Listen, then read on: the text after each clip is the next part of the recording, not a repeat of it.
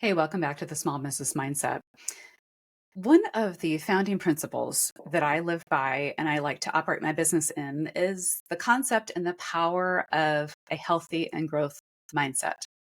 As I've called this podcast the Small Business Mindset. And the reason why I called it the Small Business Mindset instead of the corporate mindset or the big business mindset is I feel like as small business owners, our mindset can drive so much of what we do. Outside of our talents and our individual skills and those individual niches, mindset allows us to carry the ball forward, to be risk takers, to try new things, to be innovative and creative and collaborative. Mindset can give you that extra oomph when the going gets tough and you don't know what to do. So whether you are a solopreneur, you are in business for yourself and yourself only, and you don't have anyone else on your team, or maybe you manage a small team and you're within a larger corporation, I think embracing the mindset of a small business can bring you a lot of power and give you a different way of approaching the world and bring you a lot of success. Today on this episode, I want to talk about a couple different aspects of mindset. One being a growth mindset and one being a fixed mindset. And you might think, well, what's the difference? Mindset's mindset, right? It's how you think about yourself, it's how you think about the world. And I'm going to challenge you a little bit on that. And I'm going to use some examples that might seem familiar to you on why this is the case and how you can approach things a little differently.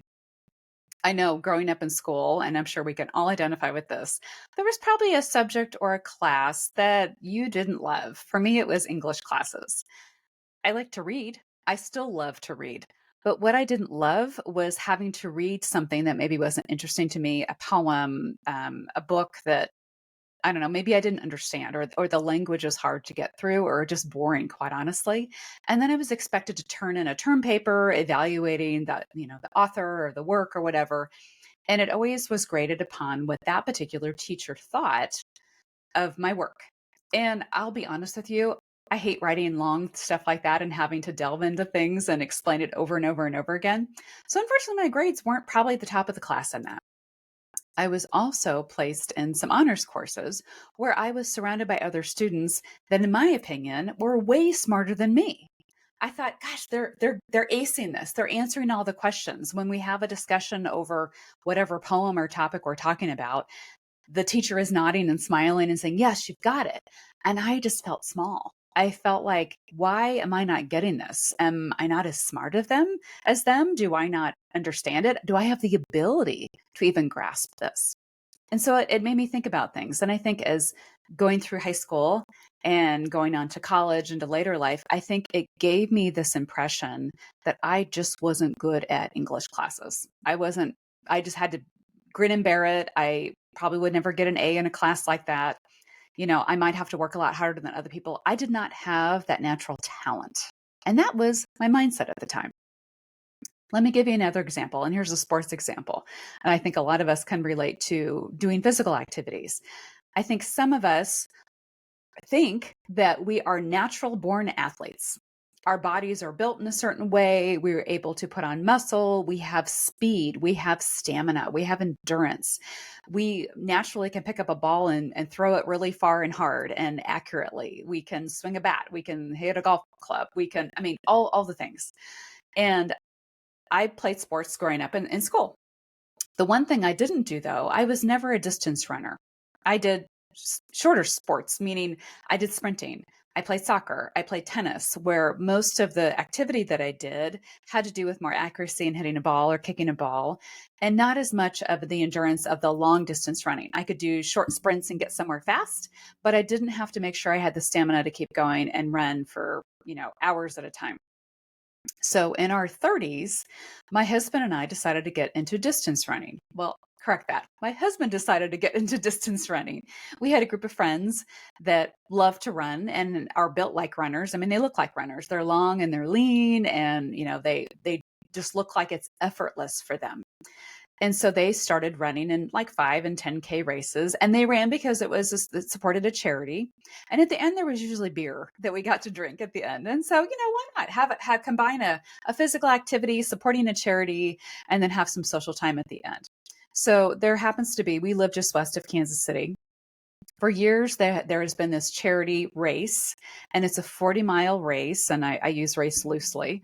It supported cystic fibrosis, and it was called the Brew to Brew, and it ran from Boulevard Brewing Company in downtown Kansas City, and it ended at Free State Brewery in Lawrence, Kansas. And the fun of this race was that it was a relay. So you put together a team of about 10 people or so, but you got to choose your team. And then each member of the team only ran 2 to 4 miles apiece. And you had to have some object, and sometimes it was a rubber bracelet or a baton or something like that. You could make whatever you want, a crown, I don't know. And so each member of the team had to pass that torch along to the next member of the team. And then they got to go right along and hang out for the day. And the run would last most of the day. I mean, it was a long distance to run. Some people ran the whole thing, but it was fun to have fun with the other members of your team. And for many years, I was the designated driver. And being a brewery sponsored run, there was always beer. And so we, got to stop along the way and have a beverage and have fun. And then at the end, everyone celebrated at the brewery. And I thought, you know what? After a number of years, my husband would participate and our friends would participate and they'd have a great time. And the weather was great. And, being outside together and encouraging each other, that was a lot of fun. I thought, you know what?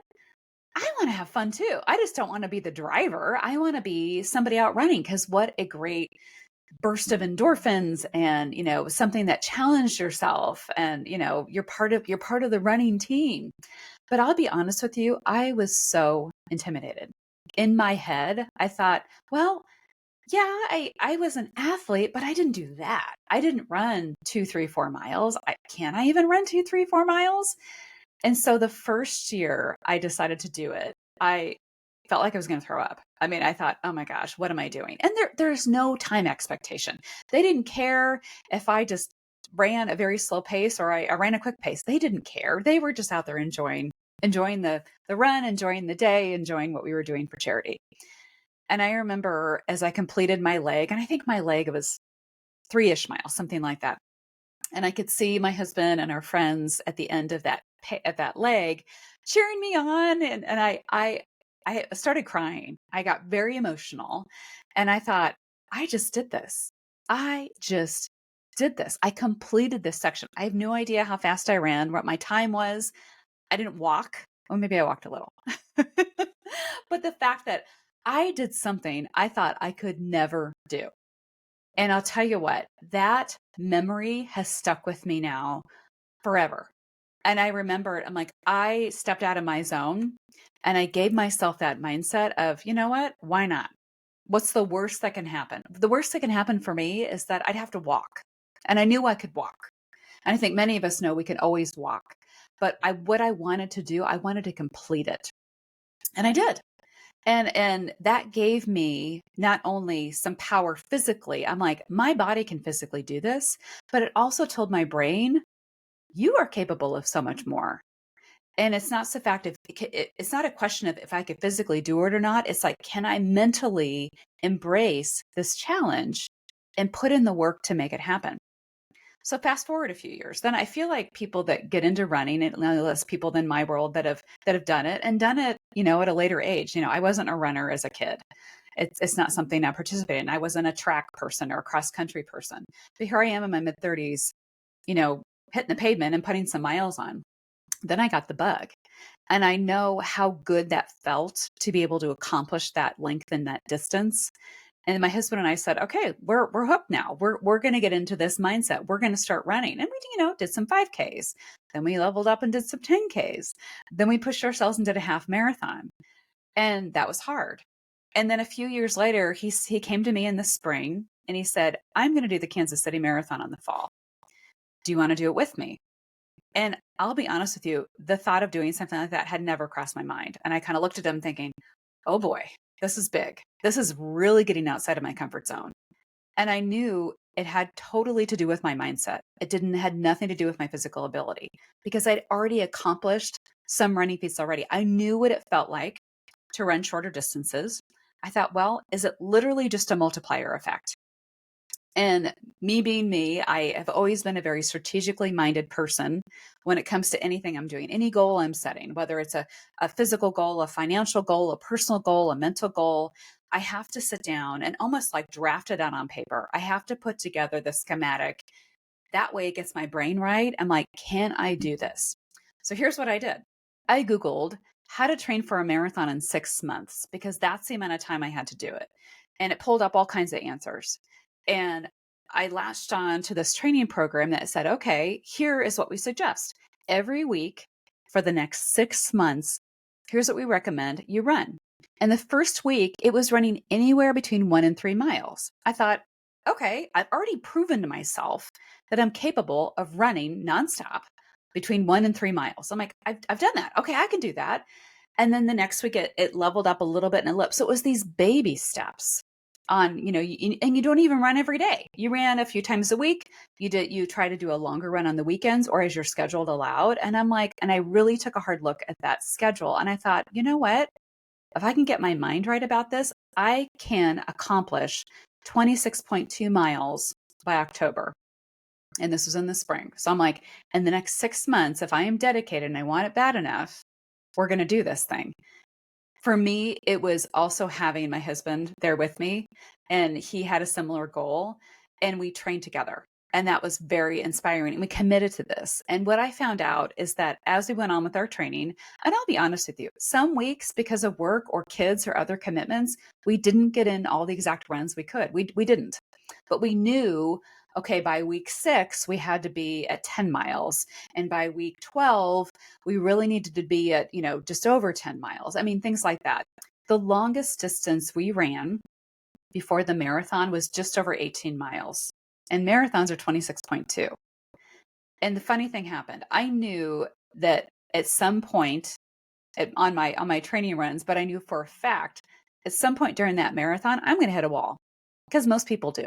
Anytime you exert yourself that long and that far, your body's going to say, we're not, we're not doing this anymore.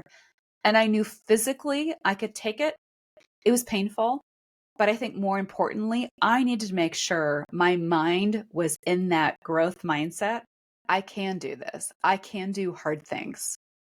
So the day of the marathon, and a lot of times runs like this start at the crack of dawn as the sun is coming up because it takes most of the day.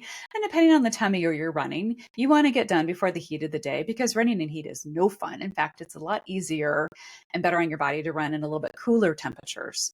So we started off and I had my gear and my shoes and the right sports bra and all that stuff. I even had, I had my phone with me and I had an earbud in, kind of revving me up and getting me excited for the run. And away we go. And we're with all these people and they have great energy and great momentum. And man, that was a feel good to do that.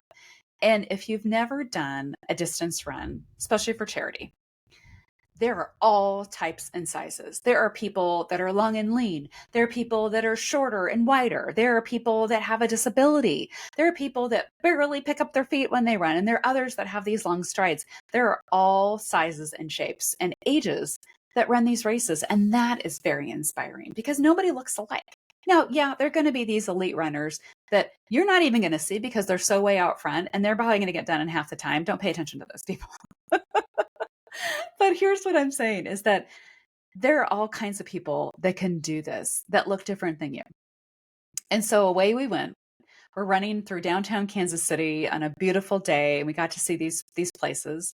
And then we turned the corner, and we were feeling pretty good, and we it was about mile 7 or 8. And then we start to go up a hill, and hills are hard, and so my pace slowed way down. I had to walk a little bit. And I thought, okay, but I'm moving. I'm going. I'm going to catch my breath. I'm going to keep going. And so we kept going and we kept going and we were, talking and we're, drinking our water and our electrolytes and we're fueling and we're like, okay. And we're talking to other people. And then comes mile 20. So mile 20 was farther than I'd ever run before. I've only run just over 18 miles. And here we are at mile 20. And that's where I hit the wall. And I remember telling my husband, my feet hurt, my legs hurt, my lungs hurt. Everything in my body was telling me, stop. Why are you doing this to yourself? You can stop. You don't need to finish. I mean, there's no grade or you're not going to get paid a lot of money to get done. I mean, none of that's going to happen. You're only doing this for yourself. So why not give your body a break? And I seriously thought about quitting. And then the beauty, and I even told my husband, I said, I would rather give birth to a child right now without drugs than have to finish this race. That's how because I had gone through childbirth before, not without drugs. But I'm thinking, oh my gosh, I feel like there's an end somewhere. And I still have 6.2 more miles to go. How is this possible? And then we saw our friends. We saw our friends that are runners and they have done marathons before. So they've been there, done that. And we ran to the corner and I saw them and gosh, it gave me that extra jolt of energy. And they said, you got this. It's 6 more miles. This is nothing. You got this. And I so much appreciated that reminder. I needed that at that moment because they're like, it's all about what's between your ears. It's about your mind. It's about what you're thinking. It's about, you don't have to be fast, but you just have to finish because that's what you want. So we trudged along and we got there and we crossed that finish line. And I'll tell you what, I felt like jello. Every muscle in my body was sore and hurt and loose. And I'm like, I am so done. I wanted to take a nap for a week. But I also felt like, wow, if I can run a marathon and train for a marathon and move my feet across that finish line, that is probably the most empowering thing I could have done. It gave me the energy and the confidence in myself that said, you just did this incredibly hard thing. And you did it, yes, through your physical training, but more importantly, you did it because you told yourself you could. Because you had the right mindset thinking, I'm not going to give up on this. I'm not the fastest. I'm not the slowest. I don't look pretty doing it. It hurts really, really bad. And I'm going to have some blisters on my feet for a while. But you know what? I set out a goal for myself. And that's what it took in the end. It took me telling myself, I can deal with the pain. I can deal with the hard stuff about it. If I can visualize that finish line, your mindset can take you so far. There's one of my favorite books that I'm actually rereading right now, and it's called, believe it or not, Mindset by Dr. Cheryl Dweck. And she talks a lot about just really these two attributes. It's a growth mindset versus a fixed mindset. And she gives a lot of examples in a whole bunch of different variety of ways that talks about the power of having a growth mindset versus having a fixed mindset. So let me give an example of what a fixed mindset looks like. A fixed mindset looks like, I can't do this because I don't have the right shoes, or I'm not smart enough, or I must be dumb. I don't grasp the concept. Versus a growth mindset says, well, it's going to be hard, but I think I'm up for the challenge. And it's more about the learning and the process and the experience in it than about the win. Because at no point during the book or during your life should you ever have to feel like the only way I can win is if I win the race. I come in first, or I get the contract, or I win the client. The process, the win for you should be feeling like you learned something and feeling like you grew. If you can go through life and business thinking the ultimate goal is the learning and not the win, you will win more often than anyone else. I also want to talk about when I think about training for different things and how you uncover things. I want to compare some other types of high achievers. I think many times we put professional athletes in a category all of their own, almost like they're superheroes. And I know we admire them. I have a lot of heroes in my life that I look up to. I'm like, gosh, look what he did. Look what she did. Look what they accomplished. And the beauty of their story, I feel like, is in the struggle, is in those moments where we didn't see them. Maybe it's early on in their career. Maybe it was after an injury. Maybe it was after a huge defeat where they were one goal away from the trophy and they picked themselves back up and they went on again. That's mindset. Many of us are familiar with athletes like Michael Jordan or Tiger Woods or Mia Hamm, soccer player, and we understand their incredible success. And if you're familiar with any of those athletes, if you've read about them or learned about their early on, what they did in their career to be so successful, did they have natural talent? Maybe. But honestly, I don't think any of them really tested the theory of just their natural talent alone. All of the athletes that I just named started at a very young age with the practice. the practice for Michael Jordan, it was shooting baskets over and over and over again. If we look at Stephen Curry and, his success of being an incredible 3-point shooter, you know how many 3-point shots he takes every day, hours and hours and thousands of shots to perfect that and to create the muscle memory in his body where anytime now he shoots a 3-point shot, it's like it's natural. It's an extension of his body. It's an extension of his mind because he knows it so well. Tiger Woods, his father, and he shared about how at a very young age, in fact, like 3 years old, his dad had him out on the golf course, hitting balls, getting comfortable with the club, getting comfortable what that mechanism feels like in your hand, how to hit a ball, how to get your body right, how to visualize where you're hitting over and over and over again. Conversely, for those of you that are old enough to remember a famous tennis player by the name of John McEnroe. Now, John McEnroe was popular and came to fame in the late 70s and early 80s. And when I was younger, he was somebody that was a celebrity tennis player. He won a lot of tennis matches. But what also made him, I would guess, celebrity status is the fact that he was a basket case. This guy, if he didn't do well, whether he lost a match or maybe he just lost the point, he would throw a temper tantrum like a toddler. He would throw his rackets. He would smash rackets. He would yell at the refs. He'd yell at the coaches. He blamed the ball. He blamed his shoes. He blamed the weather. He blamed the fact that he had a cold that day. It was always somebody else's fault besides his own. And he would get so caught up in those deficiencies in his life, he had a fixed mindset. He thought it was everyone else but himself. And he couldn't get over the fact that he had a natural talent. He did. And that's what gave him success and gave him success very quickly. But he could not hang on to that success because he couldn't get his brain wrapped around the fact that if you don't have that internal mindset and that internal growth drive of every experience that you're going to have on and off the court and that discipline to get over those bad times, there is no way that you're going to keep superstar status for very long. It's going to be a fluke. It's almost like if you go to the casinos and you win big at the table. Now, playing poker or playing craps or playing blackjack is a totally different story than practicing an athlete. And I'm by no means a gambler. But it's almost like betting on, well, if I had this streak, it's going to happen again. How can you trust that? That's not a mindset thing. That is a luck thing. And so what I want to get you to in the nature of this podcast and thinking about small businesses and their mindsets and small business owners and entrepreneurs and people that want to be growth mindset, if you can train your brain and to think about, I am here to grow. I'm not here to measure my IQ. I'm not here to measure my test scores. I'm not here to win the game, to win the client, to win anything. Honestly, I'm going to compete with myself. I'm not going to compete with others, but I'm going to challenge myself. And I'm going to say, hey, what's it going to take for me to get there? I'm going to give you another story. And I might have shared this before. I was sitting down with some medical students who are residents at our university health system that I serve on the board of.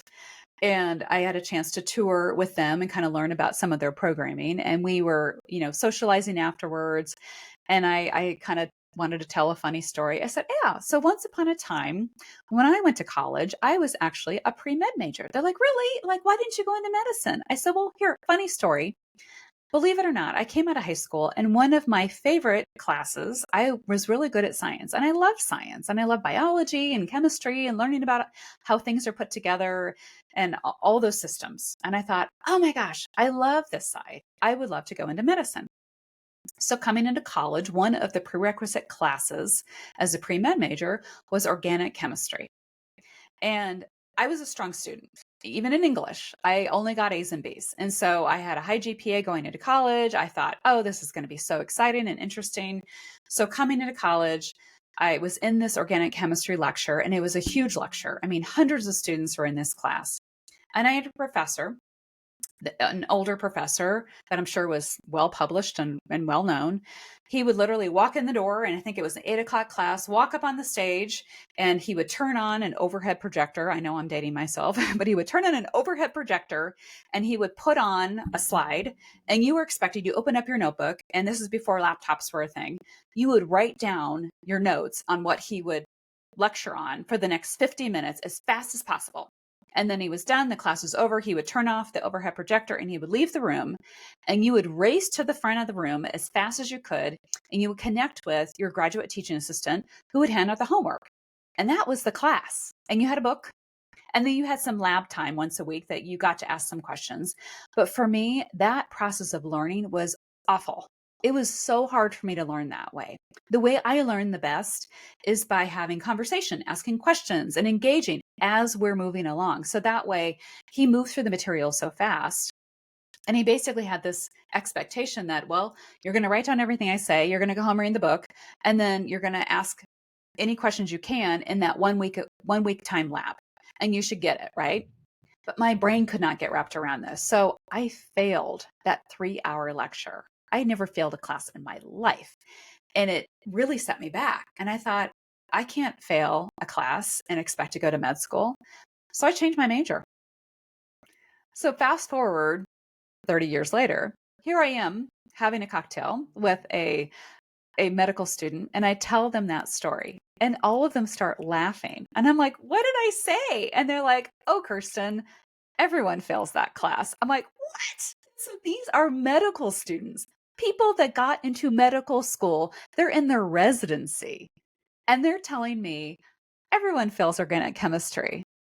Oh my gosh, if I would have heard that or known that years before, I don't know if I would have actually gone to medical school, but I remember at the time, here I am, 18, 19 years old, failing a class for the first time in my life, feeling like a nobody and thinking, there is no way I'm ever going to go to medical school. You can't fail a class. I thought that was my fixed mindset.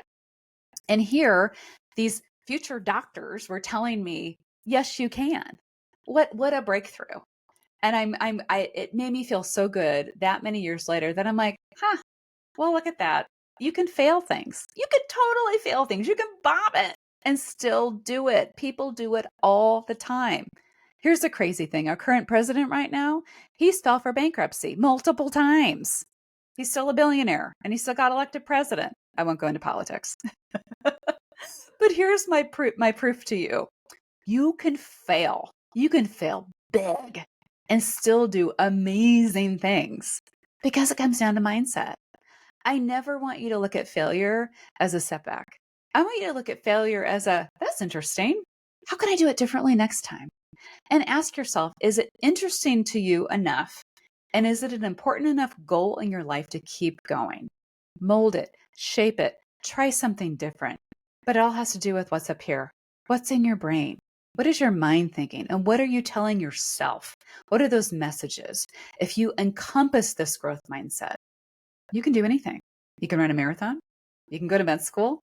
You can be uber successful in your business. I hope I've given you a little bit of tools today to think about the power of growth mindset and why you should embrace it too.